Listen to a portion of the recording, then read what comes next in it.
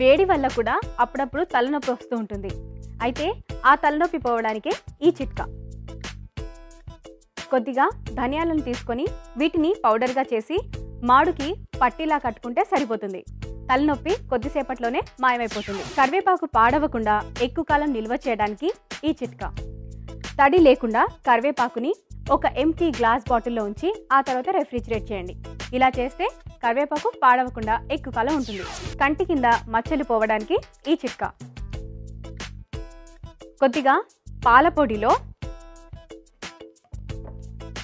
కీరా దోసకాయ రసాన్ని కలిపి కళ్ళ కింద అప్లై చేసి ఆరిన తర్వాత తుడిచేసేయండి.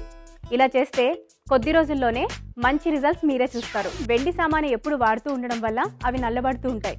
అవి ఎప్పుడు కొత్తగా ఉండాలి అంటే వాటిని భద్రపరిచేటప్పుడు కొద్దిగా కర్పూరం వేసి భద్రపరిస్తే అవి ఎప్పుడు తెల్లగా మెరిసిపోతూ ఉంటాయి. ఆరోగ్యానికి సంబంధించి ఓ చిట్కా. అప్పుడప్పుడు జలుబు వస్తూ ఉంటుంది. జలుబు పెద్ద జబ్బేం కాకపోయినా అది వచ్చినప్పుడు మాత్రం ఏ పని మనం చేయలేకపోతాం. అయితే జలుబు తగ్గడానికి బోల్డన్ని చిట్కాలున్నాయి. వాటిలో ఇదొక చిట్కా. వాముని పొడి కొట్టి ఒక గుడ్డలో చుట్టి మనము దాని వాసన పీలుస్తూ ఉంటే జలుబు కంట్రోల్ అవుతుంది. జిడ్డు చర్మం ఉన్నవారికి ఈ చిట్కా. నిమ్మరసం ఇంకా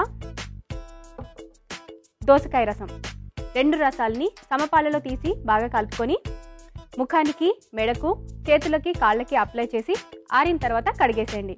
ఇలా కొద్ది రోజులు చేసిన తర్వాత జిడ్డు తగ్గి చర్మం మామూలు అయిపోతుంది.